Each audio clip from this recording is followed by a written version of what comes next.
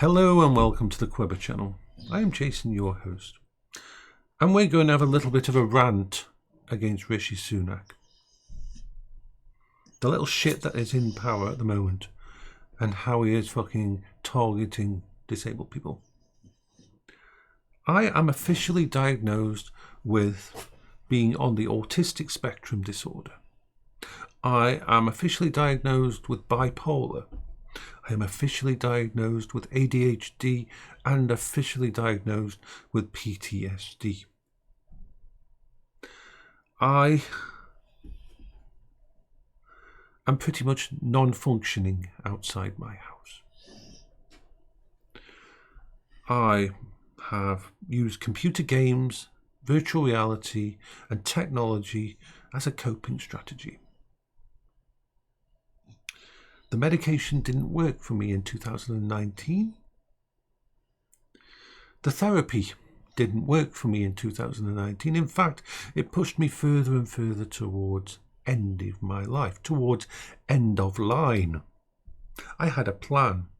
I had a very logical plan, because when you're seeing your wife's death over and over, 5 or more times a day, living through her last 30 minutes, there's only so much you can cope with.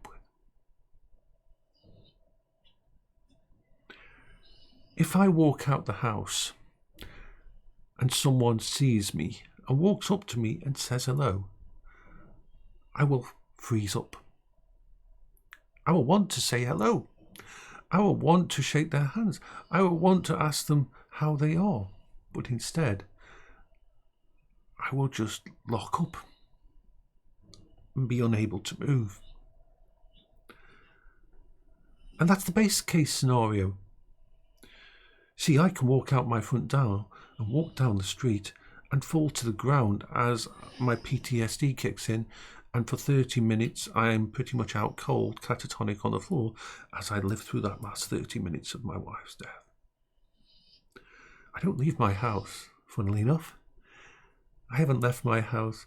Oh, I left my house last week to go to somewhere 4 minutes away in an Uber because there's a chance in my future I'll be able to use Motability and get a vehicle so I can leave the house. As a passenger, I won't be driving. I mean, I'd love to drive. I'd love to learn to drive. I'd love to be able to leave my house anytime and that. No. Let me tell you how that went. I was going to try to walk there. It was 20 minutes from my place to the car showroom to go and look at the cars. First time I'd left my house in, I would say, 312 days. First time I'd actually left my house. So I put all my armour on, I put all my clothes on, I got myself ready. I was psyched up. I was quieting down the voices in my head telling me, what if this happens outside? What if this happens? What if this happens? And then I realised that there's no way I could walk there, because I tried to plan a walk from my house, which would have been 20 minutes, to that place, avoiding contact with anyone random. Because random events, if I haven't planned for the event, my brain shuts down. So instead I took a Uber, which cost, and it was a 4-minute Uber. I tried to hold my breath through the entire drive. Who had been in the car before me? Who had sat on the seat? Does the driver know what to do what happens if we have a crash? Lots of thoughts going through my head. So panic, anxiety. I had my mask on, I had my glasses on, I had my augmented reality glasses, which help a little. And I made it there. And I was there for about 10 minutes. I came home and I was wrecked for 3 days. The after effects of trying to go through that lasted for 3 days. In the house. I never remember what day it is when I wake up. I never remember what day it is. I have to ask my Echo Dot what day it is. I have to ask my Echo Dot between 10 and 20 times, if it's a good day. Because by the time I've asked the question of the Echo Dot, asking it what day it is, my brain will have gone in a different direction, or some noise in my head will be taking my attention, and I will miss the message. And when I've been given the message from they need to know what day it is, it might stick in or it might not. 2 or 3 minutes later, I might have to ask again. Oh yes. I have post-it notes and set plans so I remember to eat. So I remember to go to the toilet. Yeah, imagine if your brain was so fucked up that you can become constipated because you forget to go to the bathroom. Because as you go into the bathroom, something else might grab your attention. When I get up from my seat, I have to turn on an Audible book and listen and put my noise-cancelling headphones on to make it around the house so I can function, so I can go downstairs, so I can let the dogs out in the backyard, so I can actually do things. Oh, and don't worry about my dogs. People have had me go at me. My dogs are very old. They're about 15 to 16 years old. They don't go outside. They have a backyard and that, and I have the vets check on the dogs to come to my house to check on the dogs. My dogs I look after. I have a life-size doll downstairs which allows me to sit and watch the TV because I can fool my brain that there's someone there with me. Because if someone isn't there with me, my brain might wander while when I turn on a TV, and I might wander into a bad direction and start having issues and panic attacks and anxiety. Same with this here. This allows me to convince myself that there's someone in the room. So therefore I can function. I can talk to people on Discord. I can play games. So if you can do all that, why don't we get you into work? Why don't we get you into work? We can make you a productive member of society. We can. Okay, so here's the big limitations. And I'm going to Minecraft. Everybody knows Minecraft. Minecraft's wonderful. Well, in Minecraft, I've stopped playing Minecraft because of the recipe system. Why is that? Because something as simple as an axe or a sword. I've got hundreds of hours in Minecraft, but the problem is my brain is so random and so focused off in different directions that when I turn on Minecraft and I go to the crafting table and I think, okay, I want to build a sword. I can't remember how to build a sword, so I switch the screens and I look at the recipe. Okay, that's the recipe for the sword. Turn back to the crafting table. I've forgotten it. Turn back to the recipe table. Okay, that's the recipe for a sword. Focus on it, Jason. It's a recipe for a sword. It's just some stones and some wood. It's simple. It's in that shape. Turn back to the station. I've forgotten it. And I turn back. I have 3,000 hours in Warframe. Love that game. But I couldn't do a wall run. I couldn't do any combination move with the keyboard or a gamepad or anything else. My brain can't keep those in. I've played Beat Saber every day as part of my exercise. But if you ask me which hand holds which colour lightsaber, or even during a song, 4 or 5 times during that song, I will forget which hand is holding which lightsaber, even though they're right in front of me. And when I go to strike, I'm mostly winging it and just hoping that the notes are on the right side for the hands holding the thing, but I don't remember it. When I go into VRchat and put the headset on, and it allows me to function, allows me to talk to people, and I stand in front of people in an open mic and I sing. If you asked me 2 minutes after I sung what song I sung, I wouldn't be able to tell you. I make copies of my songs now so that there's a record of them because I can't remember me singing them. There is so much going on up here that the noise never goes away.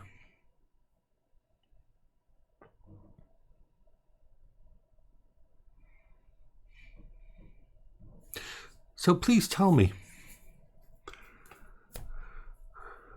a job that I can do, because I tell you what, I can guarantee you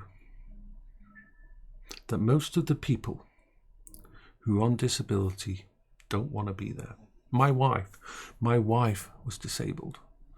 My wife was, even though she had terminal cancer,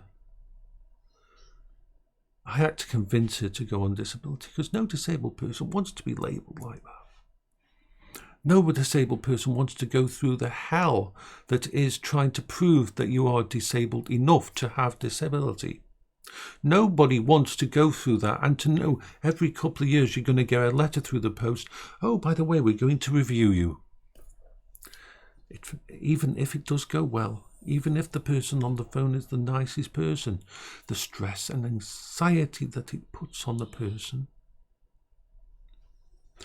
Most disabled people would love to have a job, love to be doing good work, because the self-esteem is amazing when you've got a job.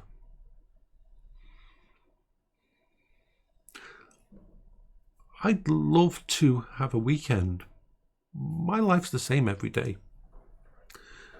I don't ever have I've worked really hard this week, I'm looking forward to the weekend. That's wonderful. No, I don't get that. Some days I'm so worn out that just by getting out of bed, if I manage to sleep,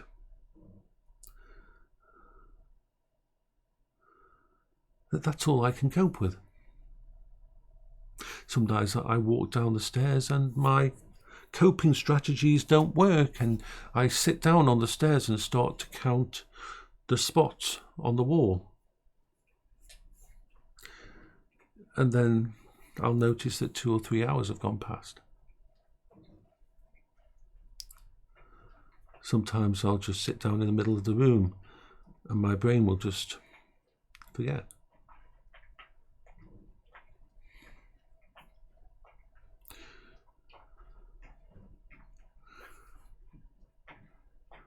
My coping strategies are a miracle. My own mental health team and that have pretty much been able to sign off on me, because all this stuff I do to do with technology, to do with VR, to do with gaming and that keeps me functional. And as you see, when I'm looking at the camera, I can focus. Can't look at people, but looking at the camera, I can focus. But the reason that all this works, the reason I can sit here and do all of this, is because it's not work related. If I had to try to do a job sitting here and my livelihood depended on that, functioning and doing that, I wouldn't be able to get out of bed. I wouldn't be able to sleep. What if I forget? What if I don't remember? What if I can't make it to the computer on time to do what I'm supposed to do because I noticed a cable that needed to be tied up, and as soon as I see that cable, that cable might lead to me emptying all the drawers in this room and then leaving them halfway through because I'll get distracted by something from downstairs. I'll end up downstairs working on something downstairs, then I'll go in the kitchen. Then I'll start making some food, and I might actually eat the food, or I might make it and then forget about it and then come back upstairs, and then I'll notice that there's a mess on the floor, and then I'll try to clean up the mess, and I might actually get round to finish one of those tasks, or every single one of the tasks will just become overwhelming, and I'll just sit down and look at them all, and that's it for the day. I'll just sit on the floor looking at them all. What happens to that day's work then? What happens to that day's work?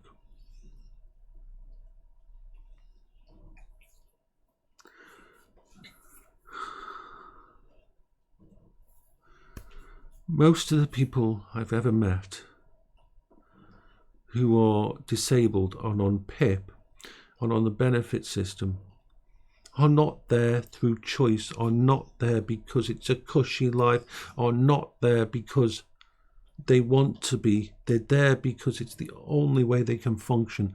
That money allows them to survive, allows them to live.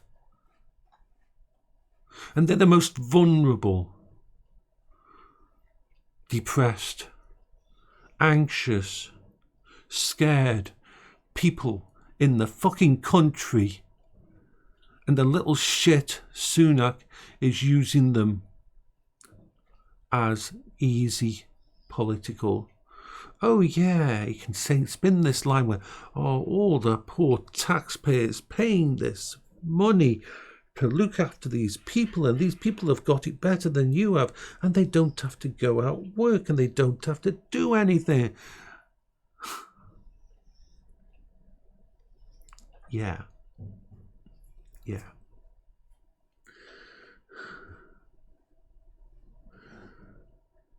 My doctor was surprised I was still alive in 2019. My mental health professional read through my notes and says, how are you still alive? What's keeping you going? Because all of these problems are comorbidities of each other, and they all amplify each other and can cause very, very bad situations for me. And we realise that computers and games and other things keep me going. And here's the other thing. Here's the dirty little fucking secret that the little shit is doing with his sleight of hand. You want to get us all in work. Well, it's going to cost you billions. It's going to cost you far more than your entire bill for the PIP and disability. This is the truth of it. If you have bipolar, if you have depression, if you have anxiety, if you have autism, if you have any of those problems and others, and you are diagnosed, you will get a set of leaflets. And every single one of those leaflets is for a charity. A charity that is working at between 100 and 200 to 300% over capacity. A charity that is done by volunteers. A charity that is paid for by volunteers. Not the NHS. The mental health things in the NHS are so defunded that they don't exist anymore. So for Mr. Sunak to actually put this through and actually mean it, he would have to pretty much double or triple the entire NHS bill at the moment just to fund all of the different help on the mental health side, and it no longer being covered by charities. It would cost all of you taxpayers so much more if he wants to do this right. Because at the moment, if you have bipolar, if you have anxiety, if you have any of those issues, after a few visits or a few talks, it's straight away you are given the leaflets to all the local charities, which are massively overwhelmed since COVID, and you'll have to wait months to see someone.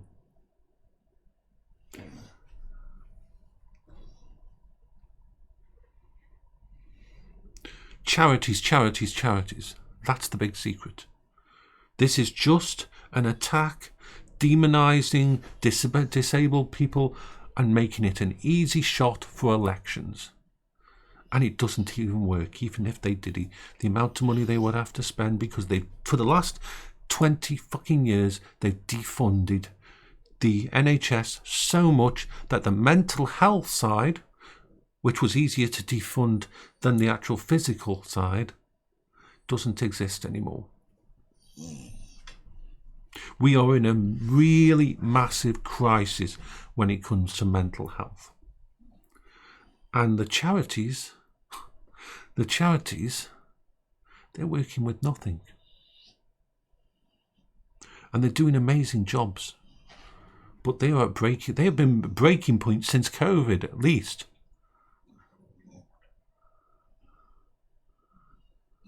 So even the ones that would love to get back in work and would love to get help, it's just a pipe dream. You're getting one hell of a bargain out of PIP and the benefits stuff.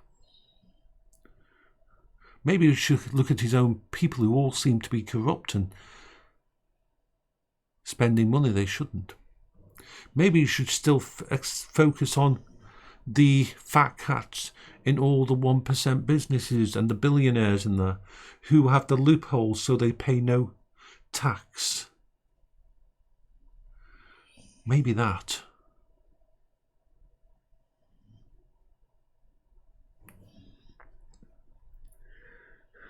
Yep.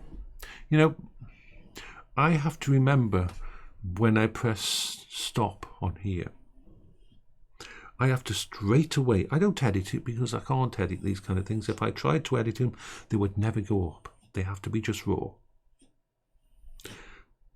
But I tell you what happens when I press this stop on the road. I instantly start up my browser, go to YouTube and start it uploading. Why?